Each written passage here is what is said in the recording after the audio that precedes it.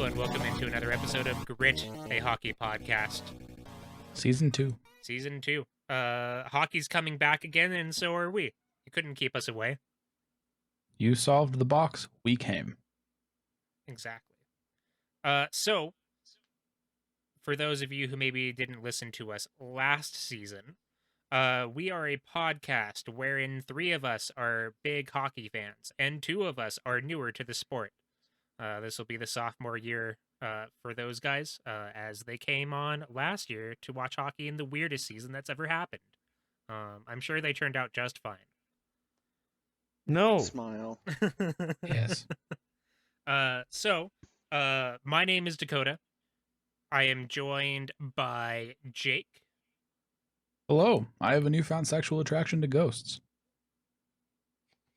Indy. Hello. I am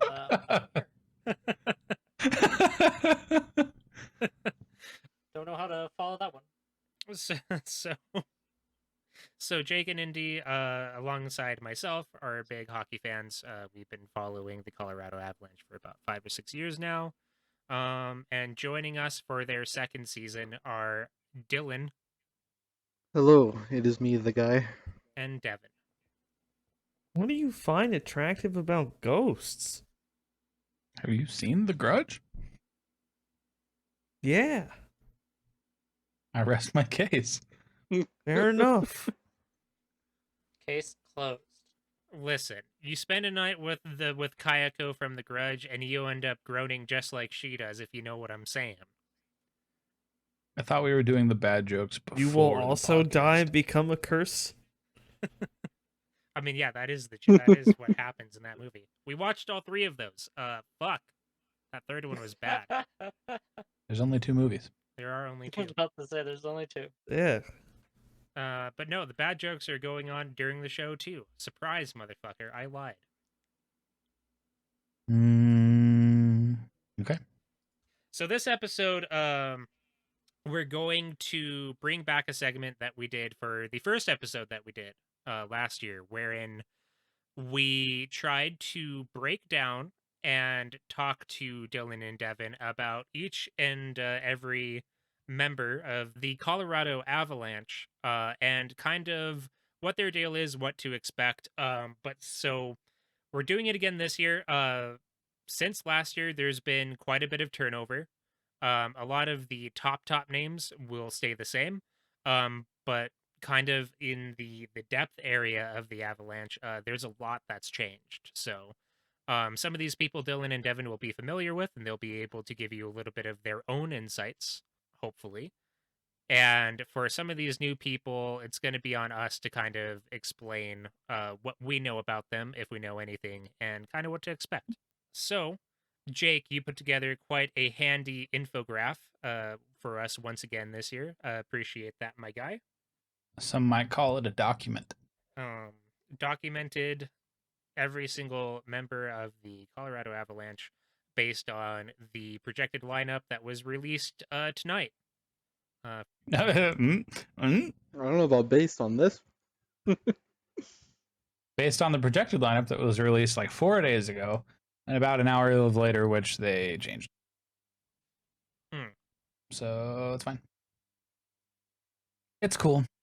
The actual lineup is at the bottom. We will make notes as we go. Yeah, so let's get going then. Last year, the Avs weren't just a good regular season team. They were one of the best of the past decade. Despite some losses, they're right back on top, especially after upgrading in goal. Period. If the end goal doesn't end up dying. That is true. We'll get to that when we talk about them. So yeah, that's a blurb from JFresh Hockey, where you got a lot of the data that you have provided for us in the document. I did not give him $5 a month to not use it. Exactly. I really like JFresh's models. They make breaking down a player's strengths and weaknesses very visually easy to comprehend. I think that you could probably like go back and forth with like how much you trust like specific models and data or whatever, but that's a conversation for a completely like different time. Whether or not like his predictions and his models are accurate isn't like necessarily the point. As long as they're in the ballpark, I think that they're really good for our purposes in particular.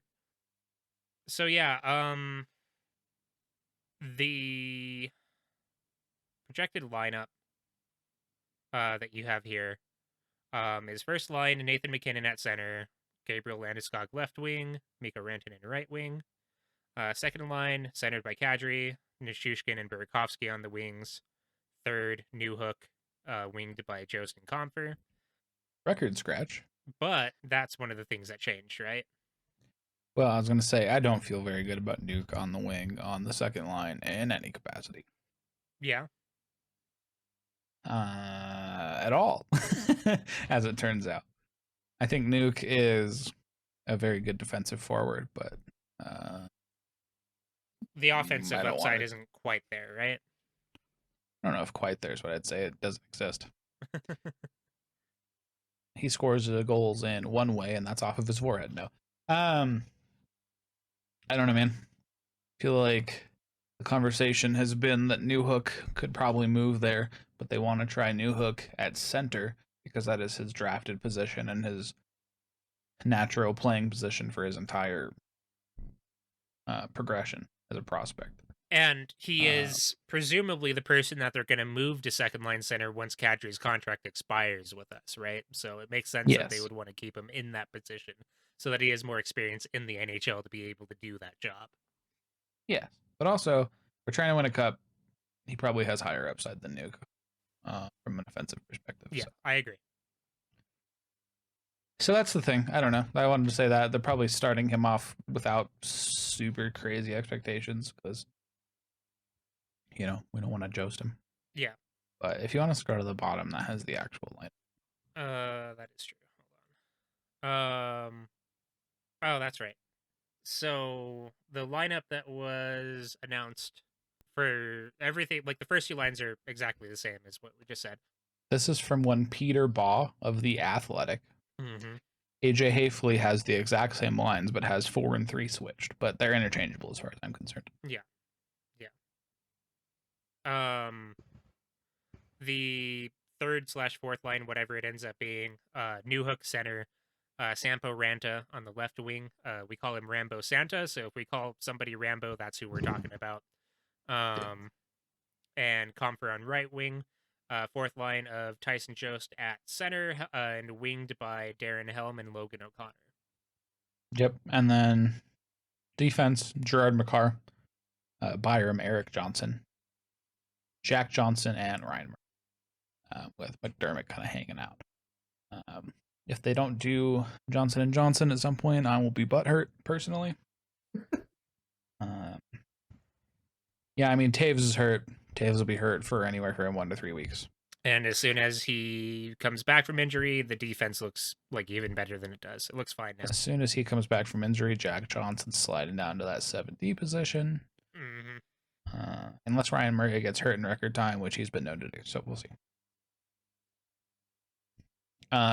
So we can kind of, my thought was, in as little of a dry way as possible, because I feel like last time was a little dry. Sure. We kind of bust through here.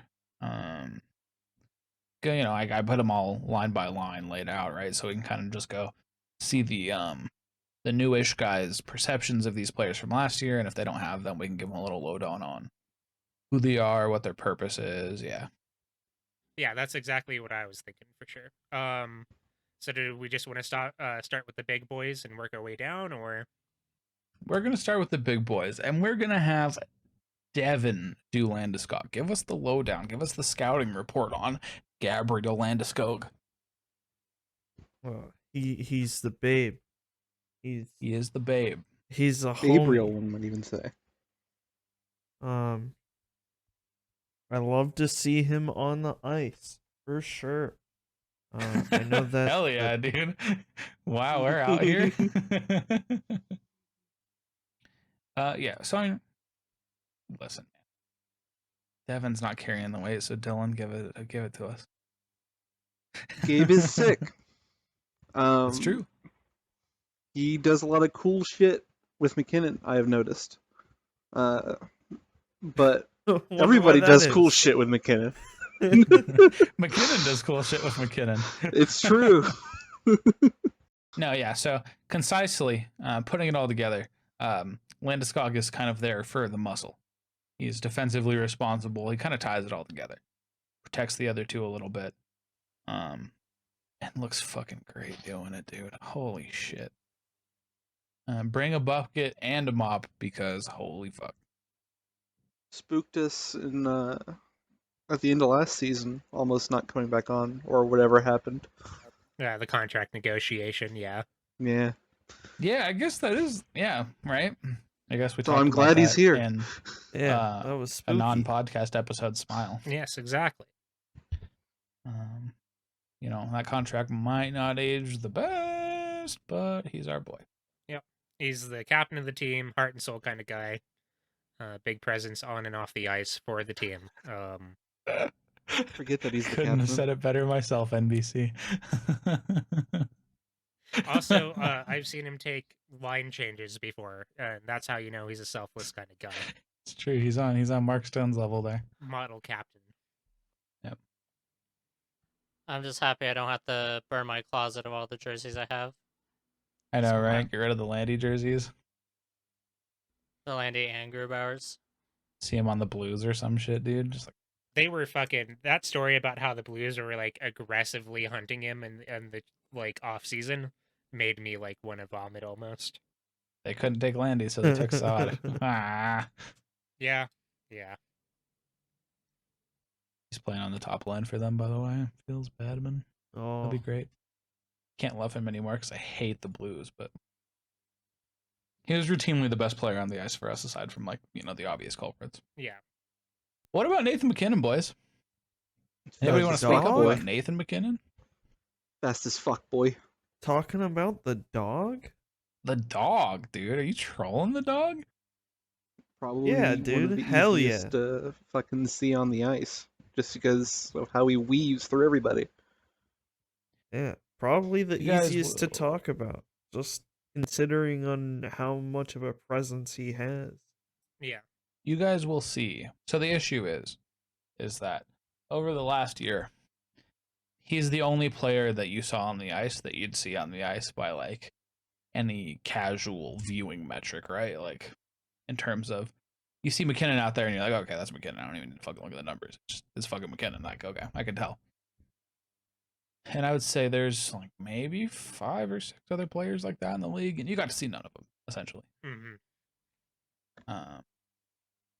It's a very, to put it in terms that you would understand, it's a very almost like a hero shooter. I'm here for this. Keep going. Yeah. Where, McKinnon's very strong. He's very powerful. Every stride he takes with his skates, he's just very obviously like angry. Where there's someone like McDavid who kind of looks like he's skating half as fast as he's actually moving. Or, Crosby, who's just doing creative shit with the puck all the time. Like, there's some really key guys that you'll notice pretty quickly, I feel like, is just like, oh, I see. these are the best players in this league. None of them were playing against us last year, so you didn't see any of it. Listen, you say that, but I once went to a Colorado Avalanche game where the person sitting next to me told me, hey, this is my first hockey game ever. And that 83 guy, that Matt Nieto, he's one of the best players in the league, isn't he? Long Beach native, dude. Long Beach native, Matt Nieto. Now, he was incorrect, but he did notice how fast the man skated. So, just think about that. Oh, man, it's got wheels. No, yeah, so we're talking about other people, not because McKinnon's not worth talking about, but, McKinnon. Fucking Nathan McKinnon. He's the best player in the league. Fuck McDavid. Yeah. All right. It's time for the Moose. Yes. He's already been loose. It's great. He's You know, fucking great. This extensive conversation about Mikko Rantanen. This extensive conversation about Mikko Rantanen really highlights the thing about Mikko, and that's that he's not flashy. I was about to Yeah, say. if that's where you want to take this, yes, that is exactly what we were meaning to do. You see him when he's Uh, loose, and then otherwise you have to look in the back of the cage. Yeah. well, so Says you often there. Miko's doing not a lot of noticeable shit to the untrained eye, and then he'll bank a puck off the back of the same goalie's head in like 3 different games. Yeah. Yeah. Or Also, fucking his backhand. backhand. Yeah, Yeah. yeah. Yep, there we go. His There we go. The backhand, backhand right? is fucking nuts. Well, and so even in the preseason, I'll have to find a clip. It was in one of the non-televised games. Somebody took a fucking video of the jumbotron, which I can't believe it. But he was standing behind the goal line, and somebody shot a puck that went wide, and he deflected it from behind the goal line into the fucking net. Which, what? So some McDavid, Leon Draisaitl shit that happened last year. 'Cause that was Yeah, like just some 90% what of their the fucking fuck? goals. Yeah, Just shoot at Draisaitl's stick. That's most definitely behind the just fucking flies goal in line. somehow, dude. Like what? So the big discussion about Miko is that he is entering the first year of what would be considered his prime. And the thought is that Miko is often thought of as between the 10th and the 15th best player in the league. And there are people in certain camps that think that Miko could make this his team this year. I can believe that. Whoa. Uh, I can definitely see it. I think it'd be hard considering who else is on the ice, but that man's fucking ridiculous. So but yeah, just the thing about Miko is what he does is not as just like apparent on the ice, right? But then he does something, and you're like, oh, what the fuck? yeah. He's the hacker man. Suddenly he's in. And so Miko often gets compared to a player called Jaromir Jagr, who is still playing to this day, and he's almost 60 years old. He's just not in the NHL anymore. Oh, I think he's jeez. actually almost 50. I don't think he's almost 60, but I think he's almost 50, or he's above 50. But yeah, a lot of people call him Mini Yager, and as DMDR put it, he could be just Yager now. Yager is 49 years old, so almost 50. 49? Okay. Hockey ages and people being referred to as old makes it very difficult, but still playing when you're 50 is exceptional. Dude, still playing when you're 50, you might as well be 78 on the fucking wheelchair, fucking skating and shit. Like, got crutches out there, 2 hockey sticks, 1 in each hand, fucking carrying you across. they have to hook him up to an oxygen tank between fucking shifts. Like, He has one of those little learn to skate things with the tennis balls on the bottom, fucking helping him along. that might as well be what's happening. Like, it's unheard of what he's doing. I think he's still gonna play in the Olympics this year. What the fuck, dude? If Yager plays in the Olympics, I'll laugh my ass off. It would be great. Yeah. So I mean, again, the Avs have the best top line in the league. Some people think it's the Bruins, and they try really hard to make that happen by calling it the perfection line. But fuck them, essentially. Yeah, I don't know, man. These are our dudes. These are our, we live and die by these motherfuckers and a couple people on the back end, right? But Yeah. you know, these guys are there's literally nothing negative said about any of them, right? There's no spicy takes, there's nothing. There's just goddamn. Yeah, just goddamn. Nice. Second line though, I'm feeling a little different about some of this. You know, for instance, one Valerie Shushkin. The choo How are we train. thinking? Yeah, nuke, tactical nuke. Yes. Do you guys have a perception of nuke? So, my perception of Nuke is he is just there until some crazy shit happens. Nuke does a really great job of doing one thing, which is getting the puck, skate fast, protect puck, and just randomly be in front of somebody in front of the net. That's more or less the thing you're thinking of, yes? Yes. Now, he literally wears Hulk hands on the ice, so he can't actually score with his stick. But sometimes the puck goes in.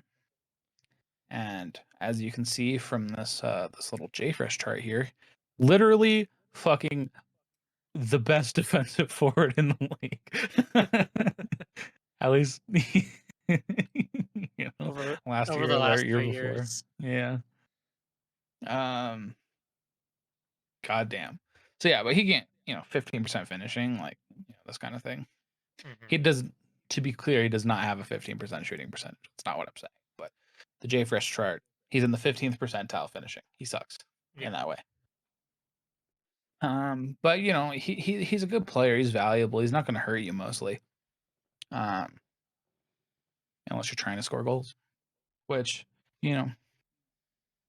he has two people on his line that shoot the puck.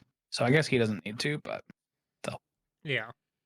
he'd like Uh, someone there with a little more upside. I was about to say he's good for when you have the lead in the game, but if you're trailing, well, shit, sucks to Well, if you're suck. chilling, he won't make it any worse, right? But Oh yeah, like he'll keep you in the game, but he's not gonna get you back into the game. he's a huge Russian though. He's cool. I like Nuke. Yeah. Nuke's good. Nuke Nuke was a good. player who, if you don't, I think this was the year before last, right, where we got him. Yeah. He had gone like 96 games without a goal. Like, he was so bad. He was thought to be terrible. And the Avs getting him was a very what the fuck move for everybody. Mm-hmm. But they were the fucking meme guy standing in the back of the room with the fucking party hat saying they don't know Nuke's the best defensive forward in the league or whatever. They fucking got him, and it happened. Well, Um, I was about to say then the Toronto Maple Leafs opened the door for him, and now he is a completely different player. Yeah. Yeah. He was definitely thought to be a dud because he was a really hot prospect when he got drafted. Nothing really became of it, and the Avalanche have apparently turned him into a Selkie candidate for some reason. I didn't think we'd say this much about Nuke. Yeah.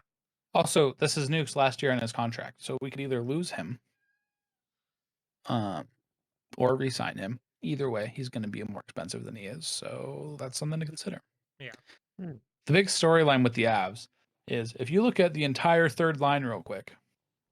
Yeah, if you look at that little cap section, you can see that Nuke, Kadri, and Burakovsky all have 1 year left on their deal, which means this is the last year.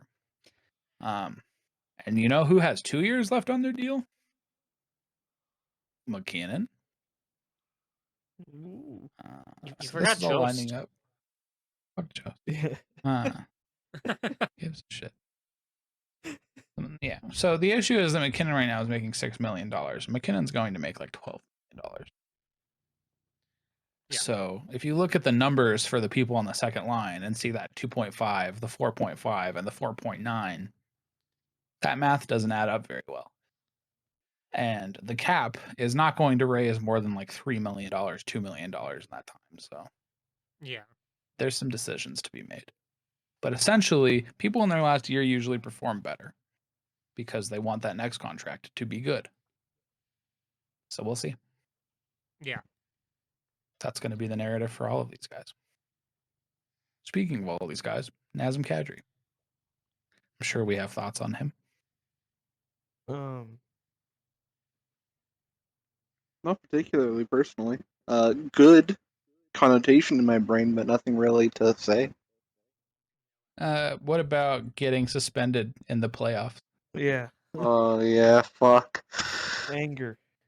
What about a 21 game goal? Like one, I think he had 1 point in that time or something. 1 goal. It was supposed to say a goalless streak, no assists. But again, I think he really did that. So well, on this chart, there's an A on the chart. Yeah, it makes it look like the Avalanche jersey in that second chart, Yeah, or the most Avalanche definitely logo on that second chart. the true reason why he went that long without any points. Dude, what a fucking finishing percentage. Jesus Christ. It's bad. Chart is so like insane. It goes from one of the worst finishing percentiles to one of the best to back to one of the worst. Yes. A lot of the F season, I wouldn't say lives and dies by him, but a cup push might. Yeah. Say what you will about not blaming one guy for an entire team's failure, but he put them in the position to fail in their new roles, right, last year by getting suspended. Yeah. But I mean, he's good. He pisses people off. He's an asshole. I bought his jersey after he played his first game for us because I was so excited to have him on the team. I'm a huge Naz fan, but you can't get fucking suspended. And his first fucking preseason game he played, he got a 10-minute misconduct and kicked out of the fucking game. So, we'll see. Yeah. I don't have an issue with getting kicked out of a game, but there's optics there. They're gonna be looking at you in a certain way. So we'll see. Yeah. Yeah, for sure. Andrei Burakovsky. Good. Is there a word that comes to mind, maybe? Okay, I got a quick thing to say. Mhm. Andre Burakovsky either snipes or nothing fucking happens. And that's how the story was of last year. Was he either snipes it or this play's fucking dying. And that's exactly true. what happened.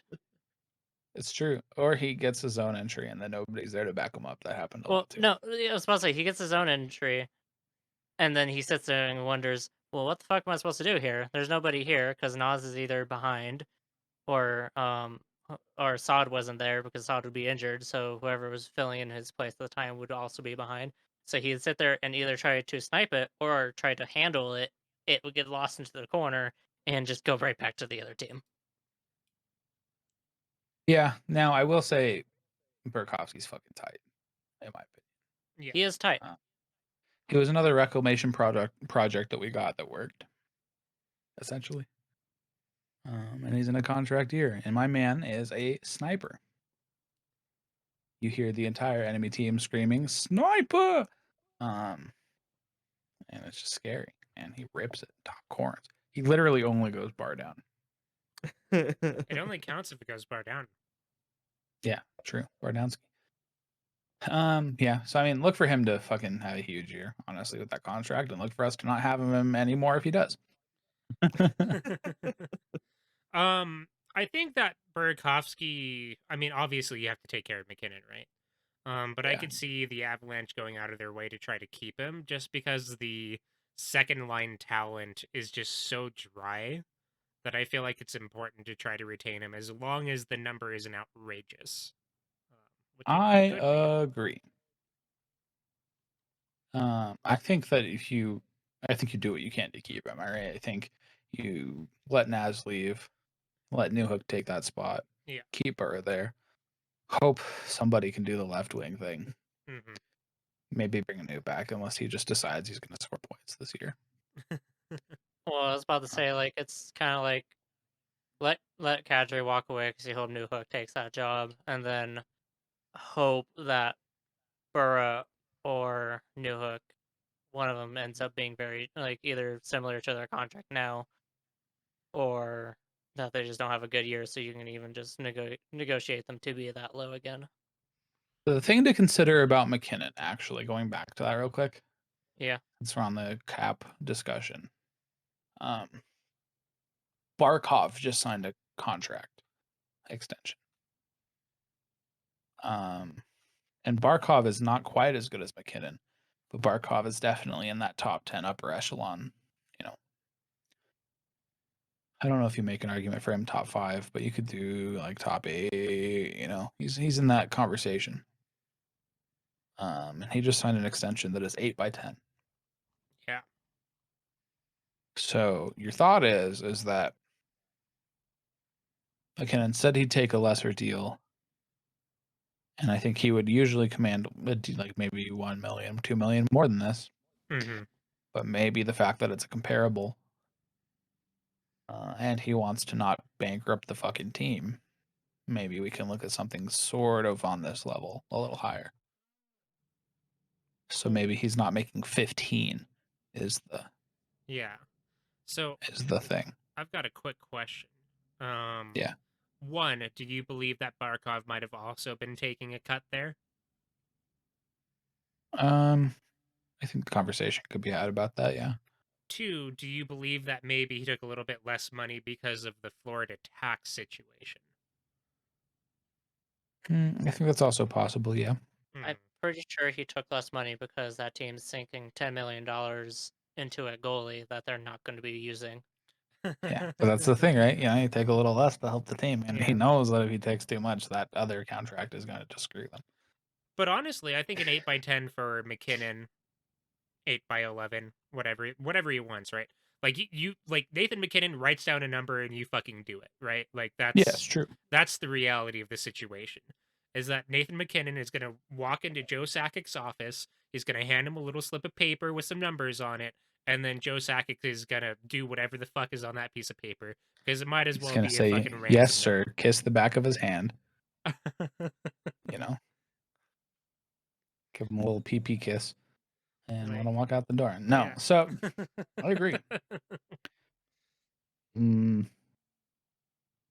I just think it reels down that number from a 13 or 14. Yeah. Because McDavid's at 12, and the thought is you would say, there's no way he could get more than McDavid because I'm an old hockey guy who doesn't know shit about shit. But the reality is he's signing this like years after McDavid's contract, right? So, Yeah. It's based on the percentage of the salary cap being taken up at the time, not the actual dollar value. yeah. But we'll see. That Barkov thing at least puts a ballpark out there. Yeah. I think that players do sign deals for tax reasons for Florida, but I don't think the AAV can be deviated too much from despite that when you're looking at comparables. Yeah. Yeah. Yeah, I don't know. Okay, well, I did the fun players. You lead the bottom six. So the first person that we have here on this list is Mr. Tyson Jost. Yeah, Jost. Yeah. Jost. Yeah. Is that all you remember about him? Any more thoughts on Tyson Jost? That's what's there for it, yeah. No. That's kind of it. I mean, that makes sense. So Tyson Jost's deal was that he was a top 10 pick for us. Came in during the fucking cursed season where everything was shit and we hated life, right? Very exciting young prospect, lots of offensive upside. And he has developed into exactly not that player at all. Last year we were talking about how he was incredibly disappointing. His job could have been on the line, and we were going to see what kind of year he had before we really had a final thought on him. And honestly, my man proved that even though he doesn't have a whole lot of offensive upside, he does show flashes on occasion, but he is a really, really good defensive player. It really seemed like he made the effort to really focus on that aspect of his game last year. And I think that it really shone through. So yeah, maybe not exciting or flashy, but defensively responsible, and I like him well enough. Yeah, Avs fans Yeah. hate Jost. It's one of the things that I'm going to try to pay more attention to this season. Is just because it's easier to notice offensive players, but give credit to the defensive guys too. Yeah. So listen, here's the deal. That first season that I seriously watched, the 16-17 Nightmare season, I still regularly look at that roster and realize that I didn't know like half those players. Mhm. I think it's just supernatural in your first season to not have you're getting used to everything, right? Yeah. Mm-hmm. You're getting used to how to divert your attention at times and how to do this and that. And honestly, I didn't know how to pay full attention to a hockey game until, a year and a half after I started. Same. I didn't know how to watch it until I figured it out for myself, right? I did a lot of paying attention to other shit while I had it on. But for I think like actually sitting down and being like, oh, I see. Yeah, I think once that clicks, it's really, really extra enjoyable for me. And Jost is one of those players where once I know what I'm looking at, he's tight. He wasn't. He really was not, but he is No. now. Yeah. last year was his breakout year. To be honest, he was really, really a dud for those first 2 or 3 seasons, right? 3 seasons, right? Because he just got his extension before last year, right? Mm-hmm. Those first 3 years, he was not good. And Yeah. So everybody was what freaking was out. his draft position? He was a top 10 pick, right? He was 10. He was number 10. He was 10. Okay. Believe so. Yeah. I mean, based on his draft position, we were looking at like, second line player, second line offensive upside, really strong player, Yeah, center, like, and he just is not that. So Yeah. people really don't like him for that. Yeah. I also didn't like him. Well, so I wasn't around when he was drafted, right? Yeah. Paying attention at least. So I didn't have the expectations. I just know that he came and played and wasn't good, so I Mhm. didn't like him. Yeah. I like him now. You won't find me shitting on him unless he goes back to what he was. That would really suck if he took a step back this year. Yeah. I was gonna say I did really like the pairing of him with Nutrishkin because with both of them being very excellent on defensive.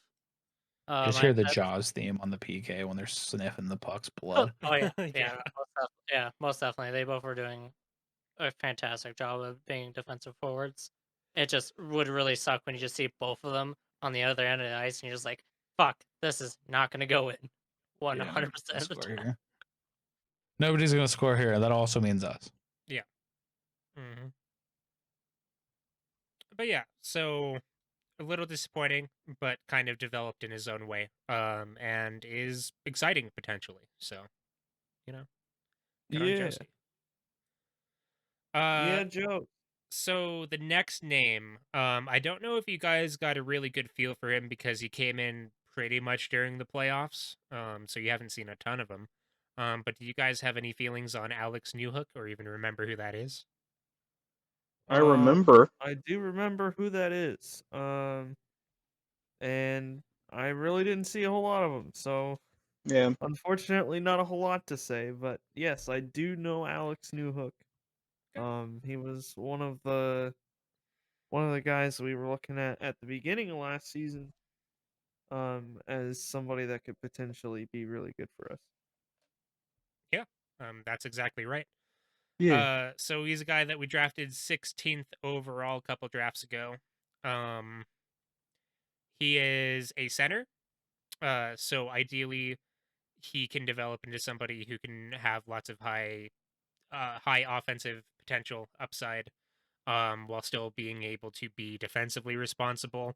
This is going to be his first full year in the NHL, so we don't really know too much about him yet. I will say that I liked what I saw out of him during the playoffs last year. I don't think he's like going to be like the kind of player that's going to come out and just absolutely fucking wreck and shred the NHL right away. I think there's going to be a little bit of time for him to one grow into his body because he's still like he's not even 20 yet, or like he's still a kid, right? So he's got some maturing to do like physically. Also, the game is played really, really, really fast compared to any other hockey he's played. So a little bit of an adjustment there. But honestly, he has the potential to be a very good player, and I don't see anything that I've personally seen that makes me believe that he's going to deviate from that. I think he's going to be really good for us in the future. It's just a matter of where he is now that is like interesting, right? So I'm not a prospect guy. At least super prospect guy. Yeah. So I'll defer to the prospect guys and say that in the past years, as he's progressed through his career, he's been said to be a top line quality player Mhm. in the NHL, potential wise, right? You never know. Yeah, you never know. I would say last year there weren't many expectations. I would say they are there this year. He is an NHL roster staple this year, and he needs to do something. Yes. The Avs have had really bad luck with a lot of people coming to the NHL and being underwhelming. Rantanen not one of them, but Yeah. But, initially Jost people like Martin Yeah. Kaut, um yeah, Bowers, Bowers, yeah. they didn't draft Bowers, but might as well have, Yeah, I mean he's a prospect they went out of their way to get and they gave up a big piece for him, so yeah. But so 16, where we took Alex Newhook, is kind of where you expect a drop off in terms of prospect quality when you're drafting. Mm-hmm. Those first 10 picks are really key. The first okay, so it's like first 5, first 10, the next 20 are a toss up, and then the rest are like whatever. Yeah. And Newhook was drafted in the same year that Byram was, so all the focus was not on Newhook. No. Yeah. It was all on Byram. I did not think about Newhook at all, to be honest. Mm-hmm. And then I was like, oh wait, this gets fucking tight. But yeah, again, playoff pushes, season success. A lot of that really hinges on him. Yeah. Yeah. It just depends Interested to see. on who shows up. He's tight though. He's cool. He will. I think he'll be good. But yeah, so I guess I don't really have a great frame of reference, right? Other than other Avalanche prospects that I have seen show up, like I've seen Jost, right? And I've seen the disappointment. Like the dude fucking tried really hard but didn't really do anything, right? Well, Rantanen's first year was the year we watched, right? I don't know if they knew that, but him falling over and not being there physically he yet. Still got like 20 goals that year. Season. Yeah. He was still really exciting, like high upside player, right? We knew he was going to be good, but obviously some adjustments. I've seen people that have just shown up and been like complete no-shows, like Kaut. I've seen Cale Makar fucking come in and score like on his first shot of his fucking NHL career in a playoff situation and do some special stuff during that series. Like I've seen the spectrum, right? And the reality is I don't think that Alex Newhook is a dud or a no-show like some of those guys, but I don't think he's like special. Just not like instant star power or anything like that. Like I don't think he's going to come in and be a fucking superstar, right? But I think he'll be a very solid player, right? I think he'll be special. I think we'll be happy to have him for many years.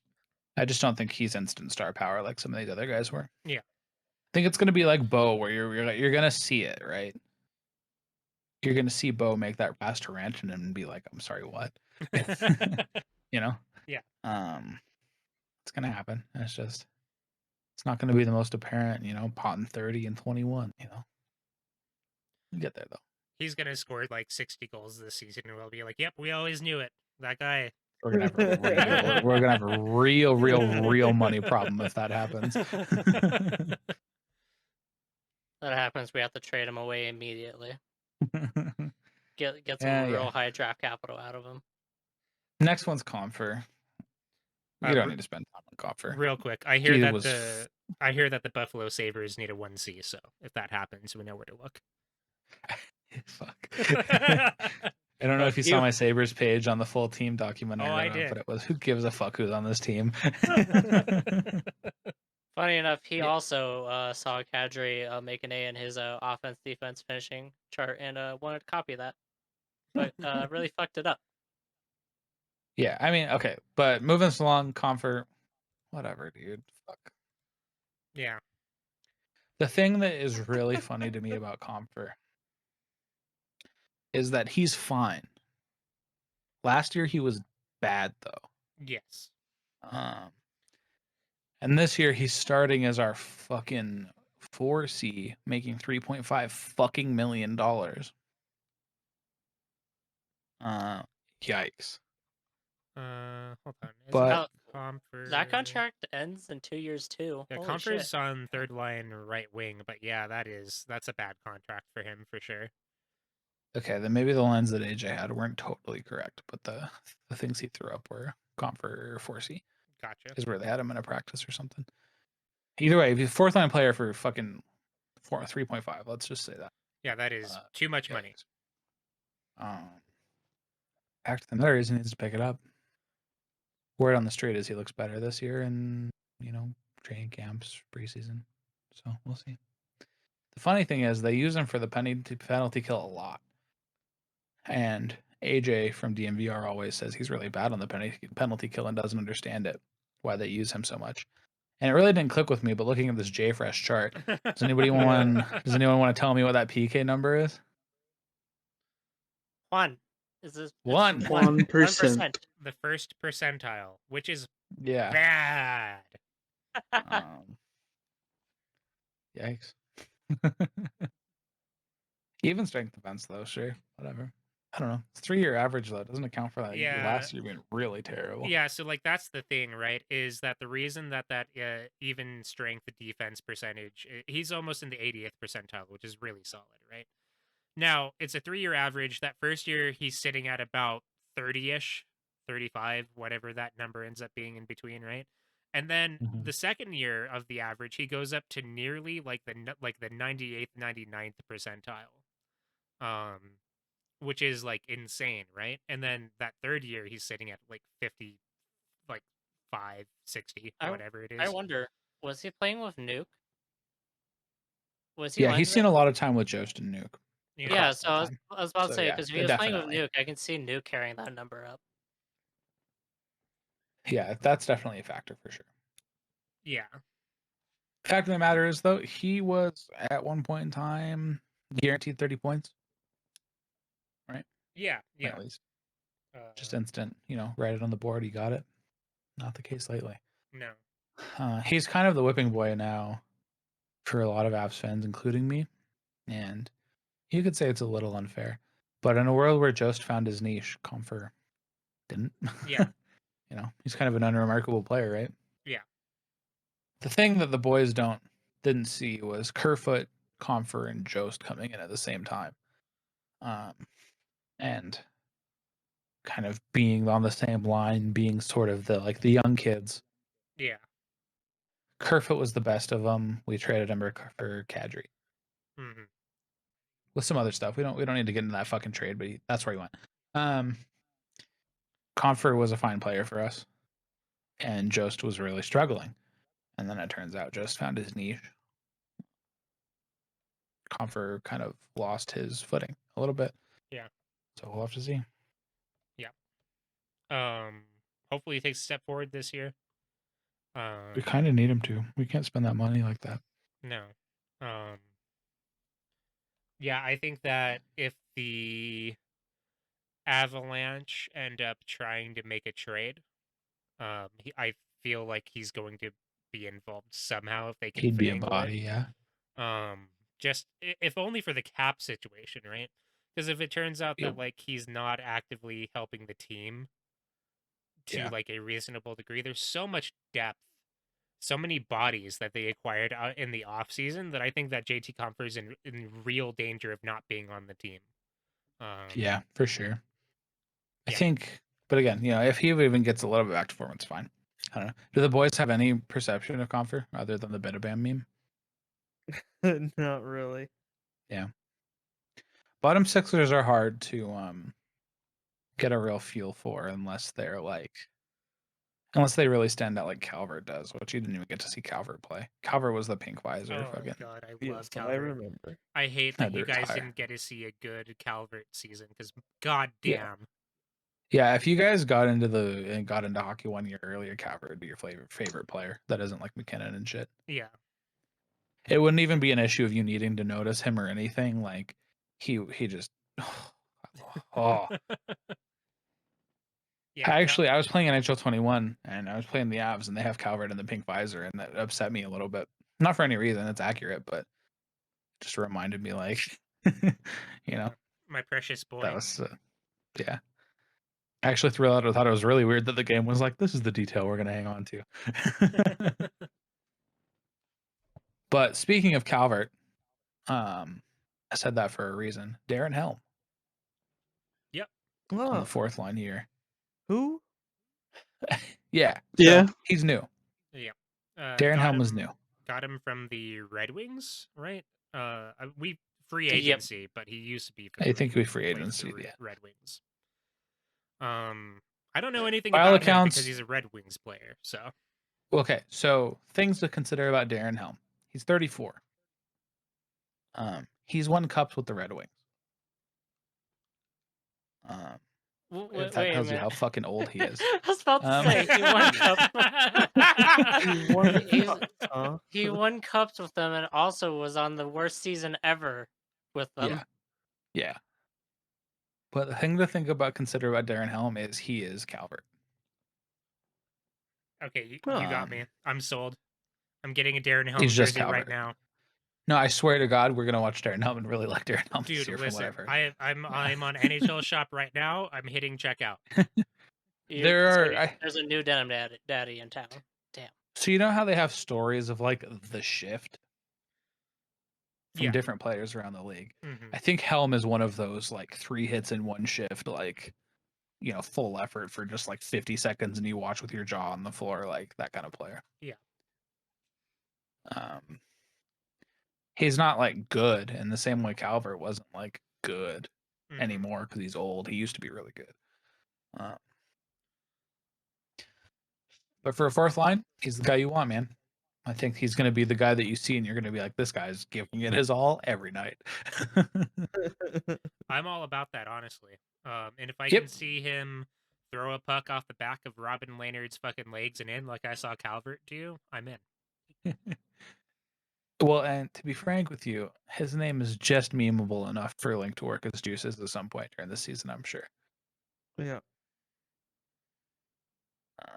Helm is a good last name. We don't need to worry too much about bottom four, or fourth line. I mean, we should. Maltsev. Yeah. Maltsev is a problem because we traded him for Graves. We traded Graves for him, I should say, Why does he look like a default profile picture? because his first year was last year.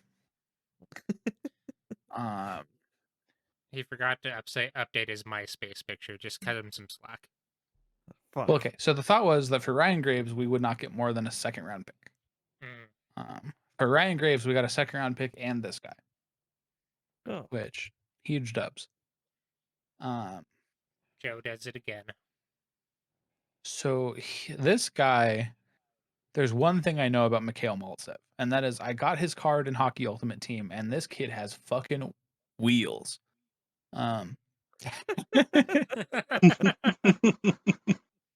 He's so fast. So No, only I just mean wheels. he has Okay. a really cool car. Well, so he hasn't gotten a ton of opportunity. I Is see. kind of the issue. He's got some good size. He's got fucking wheels. He's got some anger to him, apparently. I could be off on that, but I feel like that's the thing I've heard about. Some good So try-hard tendencies. So you're telling me he's Long Beach Matt Nieto? The problem is we player. fucking traded for him, so the assumption was that he would be in our fucking lineup, and instead they did Newhook and Sampo Ranta instead of this guy. Whereas the thought was you were going to pick one of Newhook and Sampo Ranta, and it was going to be Newhook. Oh, maybe with the preseason games, Ranta really proved that he deserved a spot, and they just looked at him and said, "Fuck this guy." They made this decision after Sampo Ranta got 4 penalties in one game.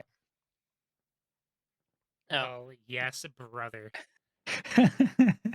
He got a holding I didn't know about penalty. that. He got 2 boarding penalties. Oh, And he yes, got another brother.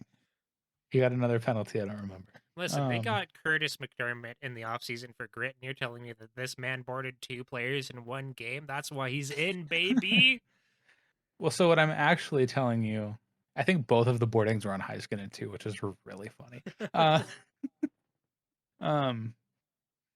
What I'm actually telling you is that it seems like they are really making a distinct effort to be more gritty. I think unmistakably they want an element of that where we did not have it before. I think we're mad. I think we're fucking mad. I think the Rangers getting Ryan Reeves and stuff after Tom Wilson lived in their head rent free is like the story that is on the forefront of everyone's minds. But low key, I think the Avs are pissed that we got bullied by Vegas and are accounting for it now. Yeah. Which I don't know if I agree with that approach. And I know that people like AJ Hafley don't agree with that approach. But why not? Whatever. I mean, we didn't win the cup with our all-skill best team of the last 20 years fucking hockey team, so I guess we need something else. Yeah. Well, I mean, the reality is that they have enough bodies where they can kind of try a little bit of both approaches. Now, it's not going to be as, like, silky fucking smooth as it was last year, right? But I think that there was some real real problems, like your 2C getting suspended, that might have factored in. Yeah, some real issues. We'll Anyway, see. Logan O'Connor, whatever, dude. Fuck Logan O'Connor. What? Hold on. Hold What? on. I like Logan O'Connor. He's really good. He's not fucking knock your fucking socks off, but he's really good in a third or fourth line position, and he's good. That's it. Other than He's that, not fuck good him. in the third line position. He's fine in a fourth line position. Yeah, he's a fine fourth liner then. Like, who cares? Like, I'm comfortable with him on the team. Sure, I guess. that man I'm worked trying to his find a list of people we lost to illustrate this. I should have put this in the document. I did not do that. Some of the key ones are Sod, yeah, Brandon Neil Saad. before Sod. Yep. That sucks. Yeah, that really does. That is the hyper suck. Yeah. That is the biggest suck. Yeah. Donskoy. Yep. Less suck. Grubauer. I'm just thinking forwards right now. Oh, now. just forwards. Okay.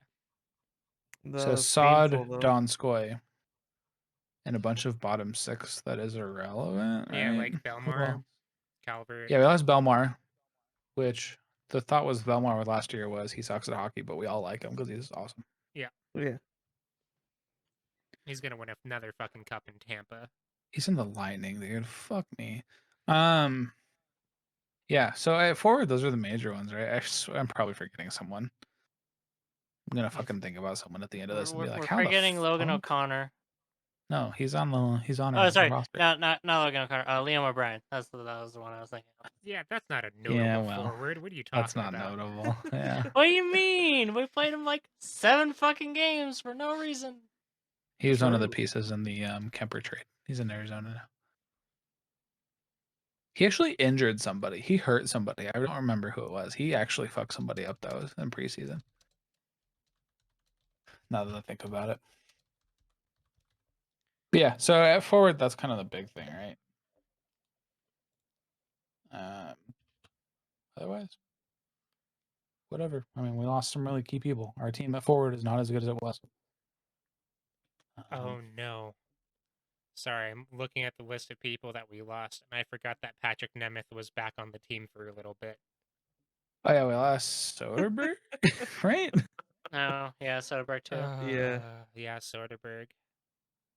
Oh, Liam O'Brien beat the shit out of Keegan Colasar. Okay, that's why. Oh, good. Actually, Yeah, I'm about that. he tears off his Coyotes jersey to reveal an Avalanche tattoo. Yo. That would be funny. Well, yeah, that's forwards more or less. I should have put notable other forwards maybe below the actual forwards list instead of at the end. The reality is Rambo Santa's on there. He's on the team, so lol. Yep. Other than that, I just have defensemen in that section, so that's fine. That's cool. Your description for Rambo Santa is got 4 fucking penalties last night, so I doubt that we see him, to be honest. Was looking good otherwise, whatever. There are other depth forwards, who gives a fuck. Yeah. And he's on the team. Let's go. He's on the team. Yep. Make no mistake, I am pro Rambo Santa. Yes. I am Rambo sexual. But I'm surprised Bednar was cool with him after that, is all I'm saying. Yeah, I agree. I totally agree. That's really funny. See, I bet Joe looked at him and looked at Bednar and was like, he's making the fucking team. And Bednar was like, fucking why? And he's like, you fucking know why, bud. Well, so the thing to consider, word on the street from, I believe, Arif Dean, is that Bednar doesn't like Kaut, which on the surface makes a lot of sense because Kaut's not playing. But apparently, he does not like Kaut's game and doesn't like how Kaut is adjusting his game based on the feedback he's received. So he just isn't being played. Weird. So we can either see that as a failing of Kaut or a failing of Bednar seeing what Kaut has to offer, right? Yeah. There are stories that there are both sides of that situation that have been right in the past. Yeah. And the same issue apparently is Bowers, though Bowers has looked a lot better this year. Yeah. But I don't know. Starting to feel like we maybe never see Kaut. Yeah.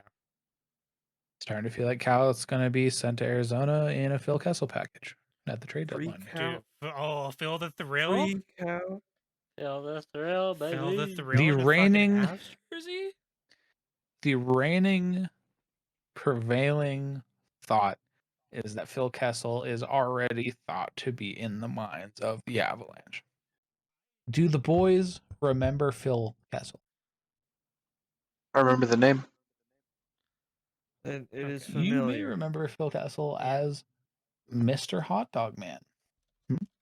Oh, Yes, I do remember Yes. him as that. So Yes. in the podcast that didn't make it to market because I was too lazy to edit it, we had like 20 minutes of us ranting about how fucking Phil Kessel is awesome. So yeah, a lot of people want Phil Kessel. I would be into Phil Kessel.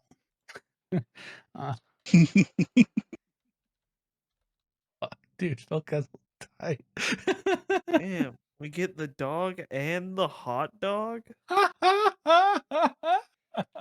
Yes, please. There we go. That's what we pay you for, dude. That gift is the fucking best throw gift the of all bottle time. away. Hell yeah. What an absolute fucking specimen. He is, to put it bluntly, the ideal male. He is masculinity at its finest. I fucking love Phil Kessel, dude. Oh. But yeah, so the thing with Phil Kessel is that I love him ironically because he is fat and good at hockey, and therefore what I aspire to be. But also he is actually just good at fucking hockey. So I am totally fine with him being on the team on multiple axes. The Cliff's Notes is that he's so naturally good at hockey that he doesn't do. The thought is that he doesn't put as much effort in as he could to be better, but he's already was one of the top players in the league for a long time, just naturally. Yeah. I don't want to say he doesn't put an effort because he does, but he doesn't do like McKinnon levels of like diet monitoring and shit. Yeah. Yeah. I mean, also like it was like 2009. He had testicular cancer. Another Oh, I fucking year forgot he had about that. another. Yeah, another fucking year he had another health issue. Like, my man's a tank. Phil Kessel's tight. Phil Kessel looks funny. It's funny to meme on it, but Phil Kessel's ironically really cool. Yeah. Listen, Martin Kaut, JT Comfer, and a pick for Phil Kessel. Who says no? A lot of people. I think so. I think the Coyotes say no, actually. What do you mean? But The yeah, man. Coyotes want more warm bodies down there. I would say I'd be down. All of the Crosby to the Avs rumors are picking up again. Yeah, that'll never happen. So you say that. I'd love it, but it'll never happen. No, listen. You say that. So there's somebody I speak to who is, to a degree that I don't quite understand, in cahoots with NHL players. And he is aware of a lot of the narratives around NHL players and speaks about things before they come about in other ways, Okay. in a way that I find interesting. And again, I don't know how trustworthy they are. This is a person on the internet, but sometimes some shit happens and I think, intriguing. But the thought is that maybe the only place Sid would go is Colorado. Interesting. And the thought is that that will never happen unless the Penguins really fucking get real bad this year. Well, I was about to say, do you think that Brian Burke would ever dare trying to trade away Sid the Kid? Definitely. Absolutely. Well, I mean, the saying if anybody is, would, it's fucking Brian Burke. listen, there's a saying that fucking even Wayne Gretzky got traded, right? So like, no one's untouchable. Do you remember what got traded to the Oilers for that fucking trade. Yes. Well, and They that's the wanted thing. that. How do we get them, right? But the thing is, They those walked were off a with a fuck ton of ton. money. But the thing is, there were a ton of trades last year that had middlemen. Listen, again, I don't think it happens, but I think that if it were to happen, it would be Colorado. It would be Colorado, but would it be this year? Would it be next year? Like, what's the? Who knows? All I'm saying is, does this look like a fucking guy who wouldn't trade Sidney Crosby? That is true. Brian Burke would. Brian Burke is a hockey motherfucker. Of all the tough-looking old people I've ever seen, he might be the toughest.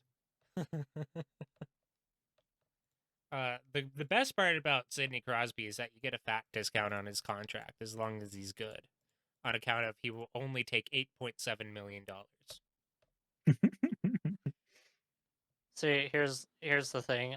Sidney Crosby's just gonna walk up to Burks and demand a fucking trade and go and just says, "And I'm only going to one fucking place, make it fucking work. And you don't, I'm not gonna play for you ever again. Fuck you." I feel like it's a shame the boys only got to see 7 teams last year. Yep. There's a lot of good hockey players these men have never seen. Yep. Like Sidney Crosby. There's a lot of good. Well, so the reality is the homies saw the Avs ruining a bunch of dog shit all year. I don't know if the homies saw a lot of truly hyper competitive games. They didn't see the bloodbath that is a Lightning's Avalanche game that always just goes up to fucking high scoring. Oh god, think those it's games like- are always it's like- ridiculous. It's like Lightning, Bruins, Oh yeah. Connor McDavid ruins Hunter Miska's fucking confidence forever, to the point where it carries over into other years and he plays like shit. Matt Calvert going down, bleeding on the fucking ice during a Vancouver game, and fucking McKinnon deciding he's had enough of that shit and putting it away in overtime in 5 seconds. The reality is, homies, I want you to understand you're going to see a lot of hockey this year that is way better than the hockey you saw last year. Yeah. Okay. Because well, I want to say you guys barely even saw what it looks like to see 2 good teams duke it out, right? Because you did the Avs getting owned, us freaking out about how the Avs are playing so badly against dog shit. And then it was the Avs owning the Blues, and then it was the Avs falling apart against Vegas, not really putting up much of a fight, right? Yeah. I don't Yeah. think there were a lot of Well, so truly just like hockey games that were fucking hella good. I would say that some of the best hockey they probably saw last year were the odd Avalanche versus Vegas game where it was like actually back and forth. Yeah, like the fucking like the outdoor game and shit. Yeah, the Carolina versus Tampa Bay game that they watched was really good, and some of those. I think they watched Florida, Florida. Yeah, the Battle of Florida was actually very. The Battle of Florida was so good. It was Like, so good. honestly, the best series ever. That was the best game I watched all year. What was the first game in that series? Oh I was yeah, just the like, first, oh fuck. the first Battle of Florida was fucking nuts. The battle got so fucking intense that even fucking the fans were not allowed to be there. Yeah, so honestly, boys, this season's gonna be better. The Avs might not be as good in terms of being the, without a doubt, undisputable favorites of everything. Mm-hmm. But the well, I mean, if you look at the model, right, they're still number 1 in the league by most accounts. Yeah. But they're just not going to be as dominating. That's okay. Yep. I think we're in for some good ass hockey. I also think we're in for 82 games instead of 52, which Yeah.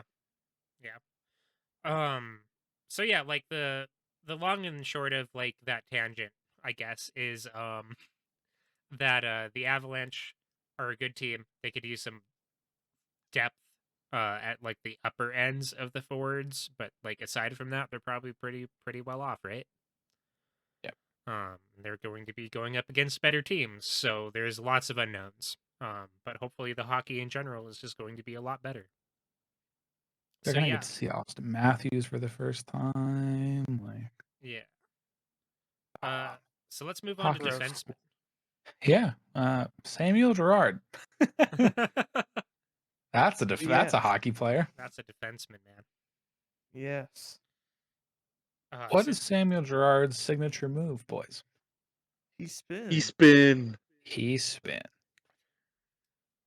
He's probably the first player you guys actually like latched Notice. onto, right? Yeah. I feel like I remember that. Yeah. Yeah, it was fun.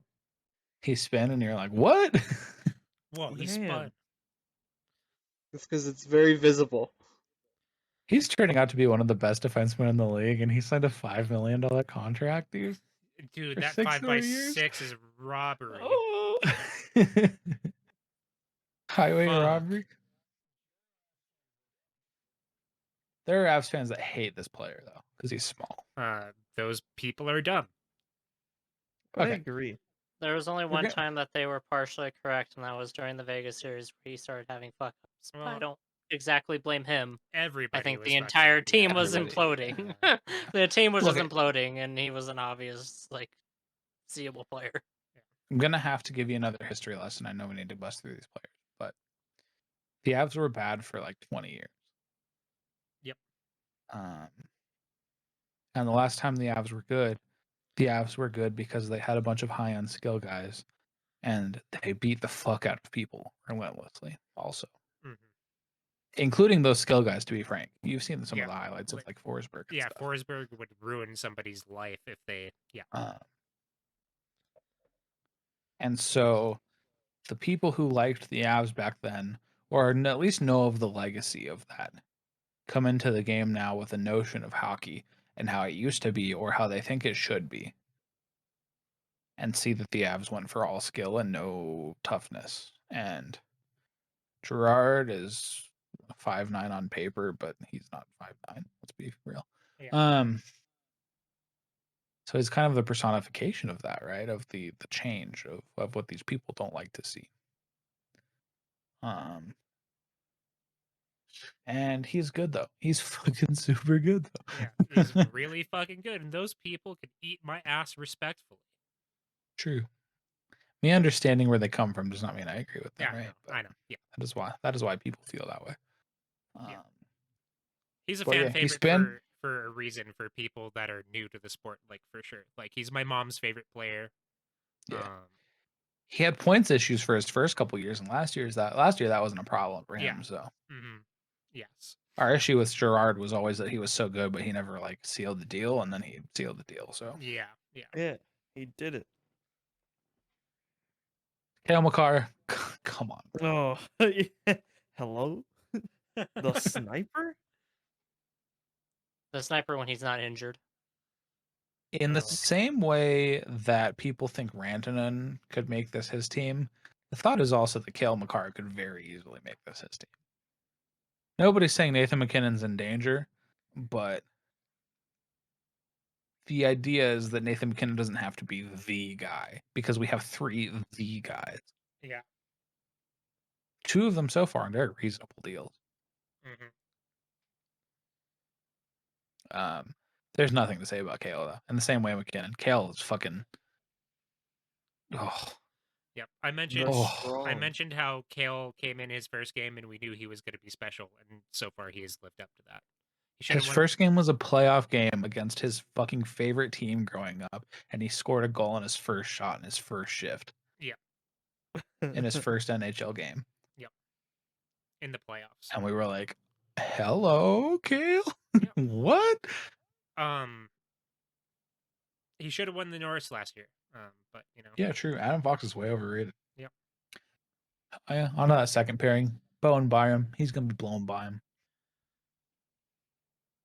Bowen Byram is my boy. He's my Hype for my boy. Gonna He's see my him some favorite more, rookie. hopefully. He's ZT's favorite rookie. He's my favorite rookie. I love Bo. This chart doesn't do him much justice, and frankly, it shouldn't because he hasn't given enough data. Yep. Does this chart calculate for heads being fucking crushed? Yeah, right. Yeah, I mean, most of these numbers you ignore until you have some more. That face is just magnificent. It's an emote for a reason. I expect a big year from Bo. Yeah, I agree. The big thing from McKinnon, as he was getting better and was really maturing into his own, was that you would see in practices and preseason and stuff that he would do stuff that his teammates did not expect him to do. They would be like, wait, what? Like he would surprise his teammates with how good he was. That's what McKinnon would do. And Bo has done that a couple times this preseason and in these training camps, apparently, is he's caught his teammates off guard. I think he took the loss of time really seriously. Yeah. And I think Bo's going to be fucking insane. Hell yes, brother. In fact, I think Bo's going to be so good that we're going to have a hard time keeping him. Oh, Again, Yeah. this is the trade you make towards fucking Sidney Crosby. Oh no, Bowen Byram for Sidney Crosby. I don't know if I'd feel great about that I one. don't know, man. I Sid wouldn't is either. Sid, but fuck, man. I wouldn't either. Sid is Sid, but also Sid is after 50 concussions Sid. And still somehow very fucking good. Very right? fucking good, but he could be even better if you know. Well, this is Gino's last year too, right? What if we don't need Sid? What if we get Gino? Dude, Gino? Gino came over, 2 that'd be years Super amazing. League? Yeah, I don't know. Okay. That- You know what? We trade for Ovechkin. We get Gino and Ovechkin on the same line, and we just smile. Yeah, I think Bo's going to be star power. I think I would cheer for Bo for his entire career, no matter where he is. Yeah. Big Bo fan. And Bo is thought to be with Eric Johnson, who you guys saw for an entirety of 4 games before his head hit the fucking ice. Yep. He has that beautiful smile. For some reason, Jay Fresh doesn't have a fucking player card for him, so. The best smile in the fucking league. True. He's magnificent. He has horses named after almost all of the Avs top line. That's fun. Yep. He rescues horses and he races horses, but apparently he is well renowned for his good treatment of horses. Hell yeah. nice. Good guy. So, good EJ feelings. He is old. He is chronically hurt for years now. Mhm. He is fucking super good, but probably won't be that level ever again. Yeah. So DMVR today, they had a clairvoyant on to do tarot card readings for the Avalanche season. Okay. Sure. Yeah. Why didn't we rip them off? I assume they asked if Eric Johnson would get injured. Well, so the reason I think of this is because the girl who seemed very nice hates Eric Johnson. And I don't know if I've ever seen someone who fucking hates EJ. Like they mentioned EJ and she was like, I can't fucking stand him. Like she was like it was like all smiles to that like angry voice to back to all smiles. Why? What? I don't know. He's the first overall pick. He's not living up to it. Yeah, like, whatever, that's your only whatever. argument. First overall I pick didn't back really in get the reasoning. 2006, by the way. Yeah, I didn't even get the reasoning. I just thought it was funny. But yeah, I mean, I don't know, man. EJ is gonna suck. He's not gonna suck, but he's not gonna be that like 30 minutes a night just rock. Yeah. But he's gonna help Bo find his way. He's gonna be here for what? Is this his last year on his contract? Is that what I'm remembering? It is. He has 1 or 2 years, if I remember correctly. Yeah, I think this is his last year though. If I had the if a player card existed for him, maybe I'd fucking know. Going to Cap Friendly, he's signed with the Avalanche until 2023. Oh, okay. Well, damn. So he's got this year and next. Yeah, That I was mean right. EJ, aside from that one person, is a fan favorite. I love EJ. You guys didn't get a chance to love EJ, but I know you heard about how much we like him. So Yeah, Yeah. I'm interested to see him. In past years, EJ on the team and EJ not on the team, it was you could see it. Yeah, very noticeable. You could see the whole team worse when he was hurt. And then he'd come back and he would provide. Literally, it was absurd. Yeah. It's almost worth me going to find clips of games, and it's crazy. Yeah. I don't think it'll be that way this year. No, I mean it wasn't that way last year, right? It was in a way. It only Yeah, I happened would say 4 those times. 4 Well- games. I would say the well- 4 games that he played, it was better, and then we had some dips when he wasn't there. Otherwise, no, it wasn't a problem. But The dips weren't as bad, but the high was Yeah. still high. Man, I fucking love EJ. We also have, unfortunately, the lesser Johnson, Jack Johnson. I will say, I don't like him as a player necessarily, but he is a person that I root for because of how he got. I was fucked gonna over say by you his have to give the parents. story. Yeah. Give the story to the boy. So Jack Johnson, when he was playing for the Blue Jackets, gave his power of attorney to his parents, which was a mistake. Because they promptly spent all of his money and drove him millions of dollars into debt. Oh, He had to file for bankruptcy. hmm I think he had to go into a very prolonged legal battle in which Yeah, they took no responsibility for it. yeah, in which he had to wrestle power of attorney back from them, but there were no punitive actions against them. He got fucked over by people that really should have been in his corner. And I guarantee you that he's the only hockey player that when they're asked about oh, who's the person that helped you in your career the most, would not say his mom or dad. Because fuck. Goddamn. I was fuming when I heard that story. I was so pissed. Yeah. I'm still pissed to this day. I'm angry. Yeah.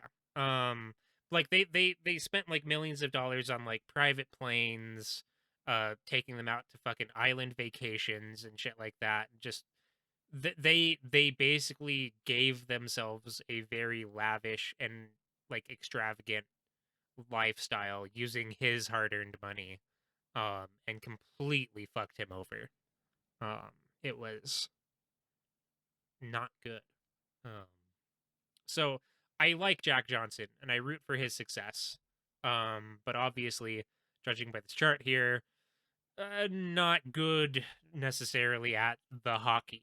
So I don't know. Hopefully he can be fucking sick this year and not be bad so that I can like him. Jack even Johnson more. is well renowned for constantly getting chances and constantly being terrible, but Yeah. coaches love him for whatever reason.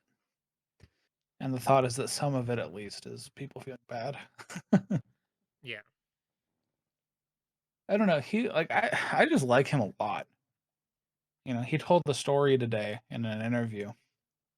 He was saying that his family is still in Columbus and that they still live there. And he said his daughter was looking through his mom's purse and saw 3 $1 bills and then called him and was like, "Dad, I really hope you make the Avs because mom's only got $3 left." Oh. Damn. And so that's the kind of stories he tells, you know, that's the kind of shit you see. Like, I like Jack Johnson a lot, bro. Yeah. When he was asked if he was worried he'd make the team, and he's like, "No, I wasn't too worried. Worst case scenario, I go home and see my kid grow up." I was like, "Fuck." Dude. So yeah, we root for JJ in this household. Yeah, we liked it, but he guaranteed gonna be screaming about how bad he is at some point this year. Yeah. Hey, Yeah. hey. See, his defense rating here from last year was about a 50. If he keep up a 50, he'll keep me at least partially happy, okay? Sure. I have no problem with So that. you know how I was talking about legendary the shifts? Yeah. Jack Johnson has legendary the shifts of minutes of him staring at people and not skating to defend and just standing there staring at people. Hell yes, brother. You talking about the old fucking Pierre-Luc Dubois? In fact, a goal was scored because he didn't want to defend somebody, so he was trying to tell his teammate to defend that person while he tried to defend somebody else. But in doing so, nobody was defending this person, and they scored in the preseason this year. Oh, fucking Oh, yes, damn. brother. I thought you were gonna say like the legendary list shifts, and you're gonna go talk about that time where he got out of the penalty box, bumped into a guy, and then completely blindsided a guy on accident, and then got thrown right back into the box. Because that's a legendary shift right there, bud.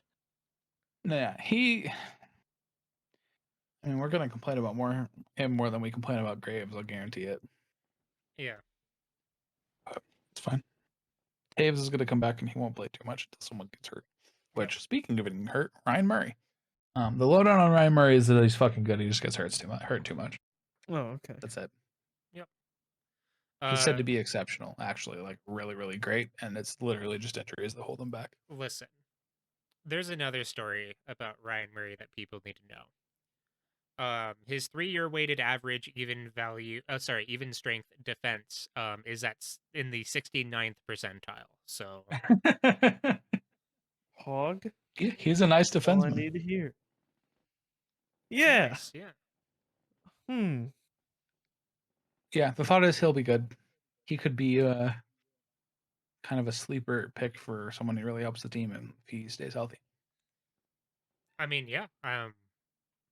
I think that is like, so the thing with the Avalanche, right? We talked about how we needed maybe like one or two like really, really good forwards to feel like great about our forward core, right? I think that the Avalanche defense is exceptional. And even with like Jack Johnson being meh and Ryan Murray's health being questionable, I think that their defense is still like exceptional, truly exceptional. Best in the league once Taves comes back. So. Yeah, once Taves comes back, it's like it's not even a contest. So they have the best defense in the league. It's just so insane. I mean, the really big issue for me is that the Avs are really relying on a couple key guys to not get injured when they have histories of getting injured. Mm-hmm. Yeah, that is true. And we could really have a really, really, really bad season really easily. Yeah, true. See, but what's the fun in gambling if you don't put everything on a one thing? Like, well, that's the thing. Let's talk about it. I don't have it on here. Ryan Murray, I don't have much to say. Our goaltender. We lost Grubauer. We got Darcy Kemper. Yep. Darcy Kemper is the only reason the Coyotes didn't get swept in the playoffs against us. My mom hates Darcy Kemper because of that fucking series. And then I had told her that he's on the team now, and she was like, all right, fine. That's the only person I trust to fucking replace Grubauer because he made me fucking mad. It was watching the games against him. It was like fucking 5 Avs players facing 0 Coyotes players just trying to score on this goalie and him letting nothing in. Challenge soccer. No, yes,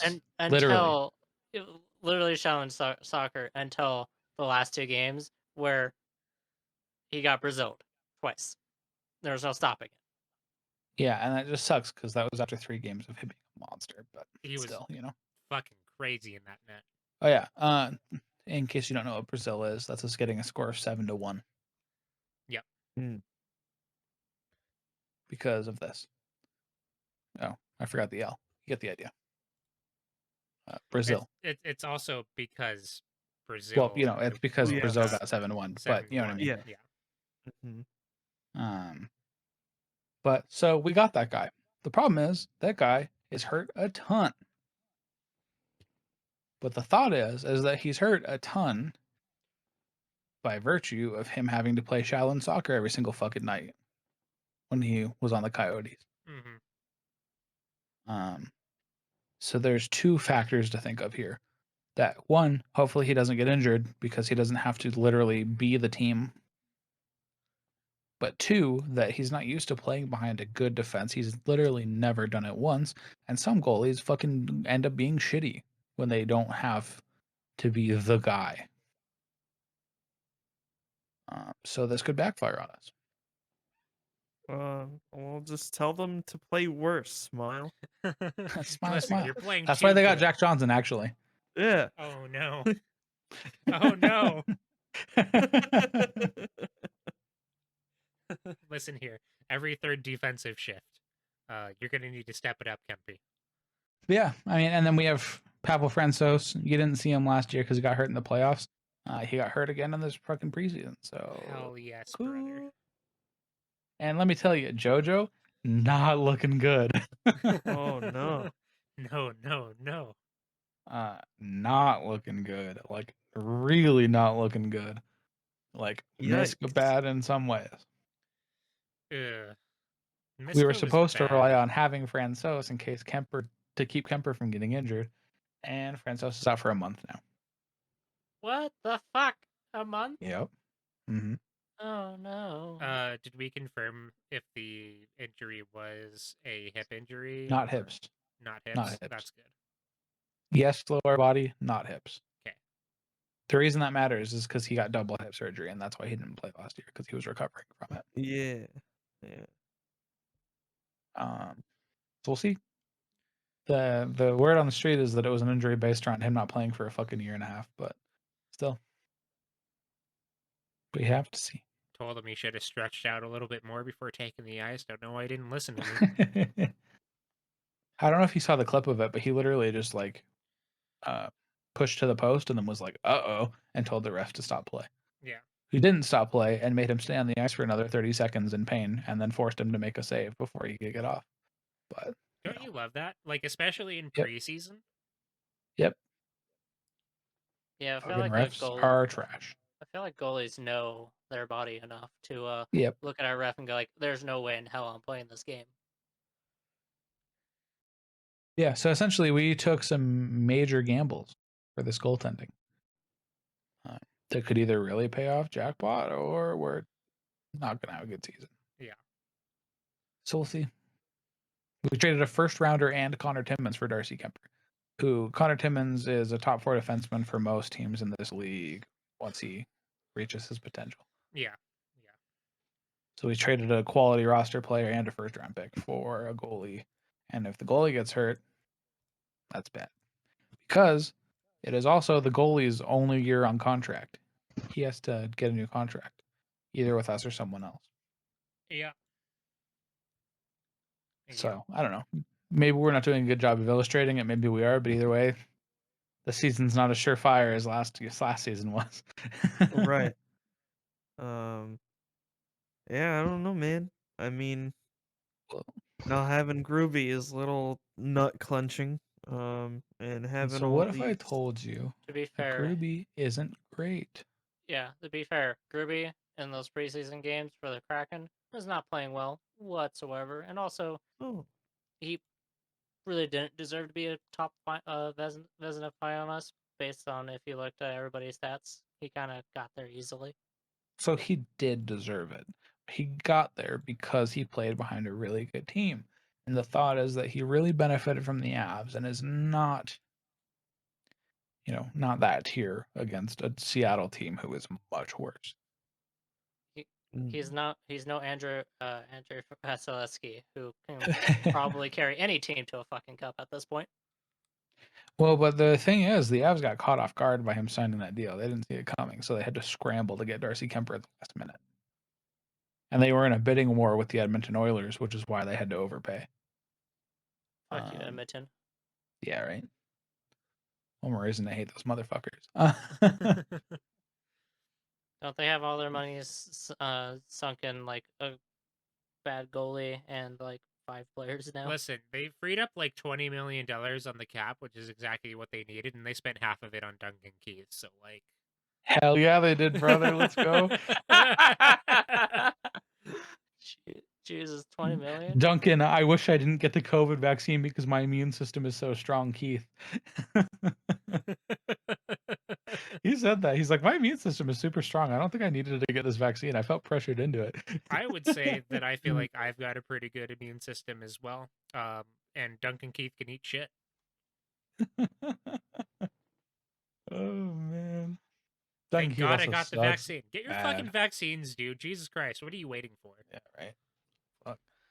So, yeah, I mean, that's pretty much everything aside from these bonus players, right? There's Devon Taves, who you know all about. He's hella good. Justin Barron just got sent down. We'll probably see him at some point if we have really bad injuries. Mhm. Otherwise, man, that's the roster, and that's a lot of the history. I think we wrapped up a lot of good shit. Hell yeah. Did we Oh skip- yeah, Curtis McDermott. Yeah, I was about to say He's a from fist on McDermott. skates. I forgot about him for a reason. He sucks,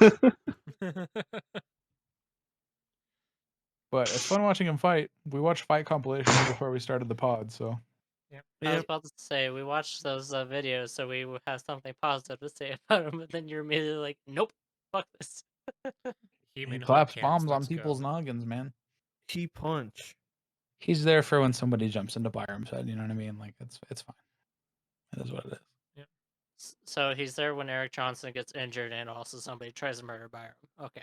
So Cool. you know he's a quality player because when we got him, the Avs said he's a defenseman, but we think we can try him at either forward or defense. And I don't know about you, but that screams to me this guy's not here to play good hockey. He is here to play bottom minutes anywhere. He is just to fill our roster to say we have a full roster. He's here for toughness, man. I don't know. I don't have anything else though. I don't know if the homies do. Any of y'all? And Yeah, so I I guess felt good in my hosting takeover for that. yeah, I mean you did a really good job last year, you did a really good job this year. I think we've got a little bit of a better flow this year for sure. Yeah. You know, it little wasn't less just all about academic. Ian Cole's ass this time around, so I feel pretty good about that. Fuck. Yeah.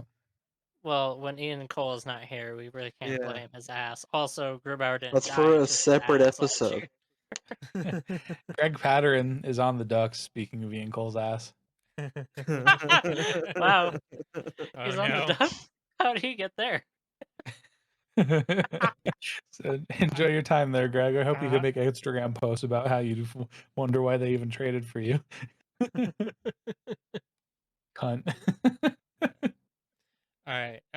So we have this kind of living document on the Avalanche, and you have started on a living document for every team in the NHL. Just kind of a little like quick thing about each team, the important players, stuff like that. Thoughts on them. We'll be going through those as we play those teams. So Yeah, we're gonna do ahead of time week previews, upcoming teams. So yeah, so for episodes going forward, we're going to we'll probably do this weekly. I think we're gonna play it a little loose on that, right? Yeah. But we're gonna try to be doing weekly. We're gonna have an episode about teams that the Avalanche are going to play that week. If there's any like big news that happens, we'll kind of go over that. Kind of like Well- what we did last time, but we have a lot more teams to cover this time, which is exciting. Yeah. And there's 82 games instead of 50 something. So Yeah. okay, well, look at it this way. There's 2 games this week. One's against Seattle Blues. Damn. One's against the St. Louis Blues. You guys know the Blues. Yep. We played the Blues a lot. We goat seed them in the playoffs. And to get payback, they stole Sada from us. Motherfuckers. Yep. And they have Pavel Buchnevich from the Rangers. They got him, so that's good.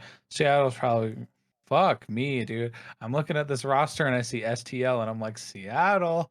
That's not how that works. So yeah, that is on Saturday.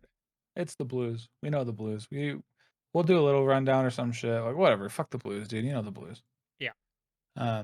The team that you probably want the rundown on is Chicago because we play them on Wednesday. Mm-hmm.